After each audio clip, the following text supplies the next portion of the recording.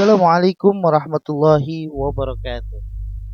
Bertemu lagi dalam pelajaran Ahlus Sunnah wal Jamaah dengan saya Ustadz Fatur Rahman.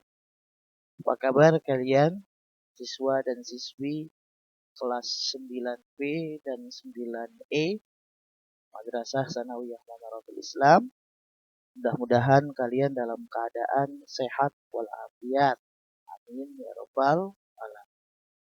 Saya berdoa juga mudah-mudahan pandemi ini segera berakhir agar kalian dan kita semua dapat mengikuti kegiatan belajar mengajar dengan cara tatap muka di sekolah. Langsung saja, pada pembahasan minggu lalu, kalian sudah sama-sama mengetahui tentang konsep akidah Asy'ariyah. Pembahasan kali ini yang akan kita pelajari adalah masih dalam bab 1, yaitu akidah Aswaja An-Nahdiyah. Tapi sekarang yang akan kita pelajari adalah tentang konsep akidah Maturidiyah. Kita tahu bahwasanya dalam ilmu akidah Ahlus Sunnah wal Jamaah itu mengikuti dua orang imam.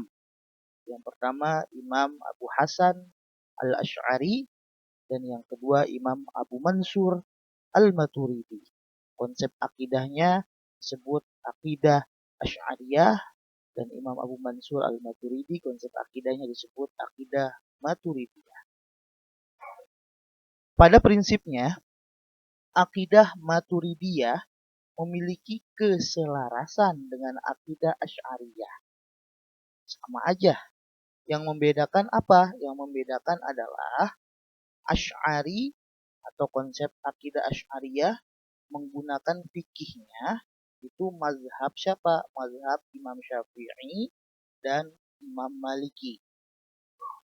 Sedangkan Maturidiyah atau akidah Maturidiyah menggunakan fikih mazhab Imam Hanafi.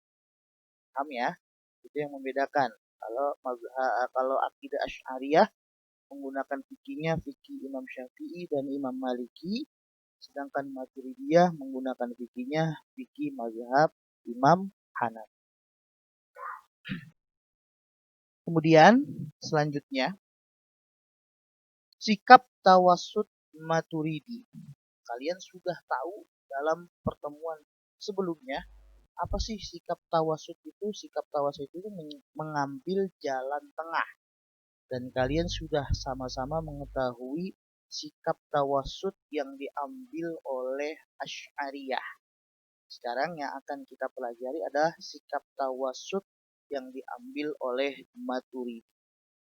Sikap tawassut Maturidi atau akidah Maturidiyah berkaitan dengan usaha mendamaikan antara an-naqli atau kita sebut wahyu atau nas, firman ataupun firman Allah Al-Quran ataupun sabda Nabi hadis disebut an-naqli.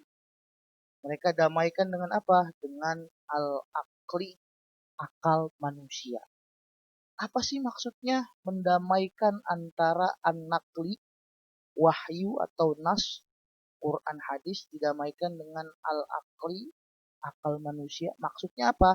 Maksudnya atau artinya menggunakan akal sama pentingnya dengan menggunakan wahyu. Jadi akal pun penting bagi Maturidi sama pentingnya dengan wahyu baik itu Al-Quran ataupun hadis. Suatu kesalahan bila kita berhenti untuk berbuat pada saat tidak terdapat nas. Contoh. Misalkan di dalam Al-Quran tidak disebutkan bagaimana hukumnya memakai sutra dan juga emas bagi laki-laki, tidak ada dalam Al-Quran. Nah, tidak boleh kita berhenti di situ aja, karena kenapa? Nggak ada dalam Al-Quran dan juga hadis. Contohnya lagi misalkan kegiatan Maulid Nabi, kegiatan barzanjian, kegiatan misalkan selamatan anak cukur rambut, Oh, itu tidak ada di dalam hadis, tidak ada di dalam Al-Quran, sesat. Itu nggak boleh. Kesalahan bila kita berhenti untuk berbuat pada saat tidak terdapat nas. Kita harus menggunakan akal. Akal kita menerima gak nih bacaan Al-Quran ketika selamatan, baca Yasin, zikir, ini kan sesuatu yang baik. Baca Al-Quran, sesuatu yang baik. Zikir pun sesuatu yang baik. Akal kita menerima itu baik. Kenapa tidak kita lakukan? Demikian juga, suatu kesalahan bila kita larut tidak terkendali dalam menggunakan akal. Tak boleh. Akal manusia juga harus dikendalikan dengan apa? Dengan wahyu ataupun nas atau yang disebut dengan nakli. Jadi nggak boleh terlalu kebablasan menggunakan akal. Jika memang ada nasnya, ya sudah. Berarti akal manusia tidak boleh kita larut menggunakan akal. Tidak boleh kita berlebihan dalam menggunakan akal. Begitupun sebaliknya. Karena tidak ada nakli, tidak ada wahyu, baik yang berupa Quran ataupun hadis, akal kita harus kita pergunakan di sini. Jadi itulah sikap tawasud yang diambil oleh konsep Maturidiyah. Kemudian selanjutnya adalah contoh tawasud Maturidi. Contoh tawasud Maturidi terdapat pada ayat-ayat tajsim. Apa sih ayat-ayat tajsim? Ayat yang menyatakan Allah itu bertubuh. Zohirnya ya. Atau tasbih. Menyerupakan Allah dengan makhluk. Harus ditafsirkan dengan arti majazi. Dengan makna majazi atau kiasan. Contoh ya. Contoh ayat yang tajsim atau tasbih. Contohnya seperti yadullah. Ada dalam ayat yadullahi fawqa aydihim. Tangan Allah di atas tangan mereka. Ini kan ayat seakan-akan kalau kita baca artinya. Kita tahu artinya secara zahir. Yadun itu artinya apa? Tangan. Yadullah berarti tangan Allah. Konsep Maturidi mentakwilnya, mentafsirkannya dengan arti majazi, arti kiasan, bukan arti sesungguhnya. Kekuasaan Allah.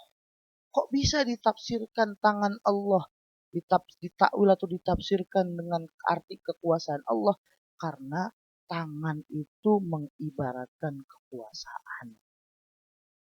Jadi tangan itu mengibaratkan kekuasaan. Itulah contoh tawasud Maturidi. Salah satunya terdapat ketika mentafsirkan atau mentakwilkan ayat-ayat tajsim, ayat-ayat yang zohirnya itu menyatakan Allah itu bertubuh atau zohirnya itu menyatakan Allah itu serupa dengan makhluk, mereka tafsirkan dengan arti majazi, arti kiasan, dan arti sesungguhnya. Contohnya, yadullah, tangan Allah, itu mereka artikan, mereka takwil dengan arti majazi, yaitu kekuasaan Allah. Kenapa? Karena tangan itu mengibaratkan kekuasaan.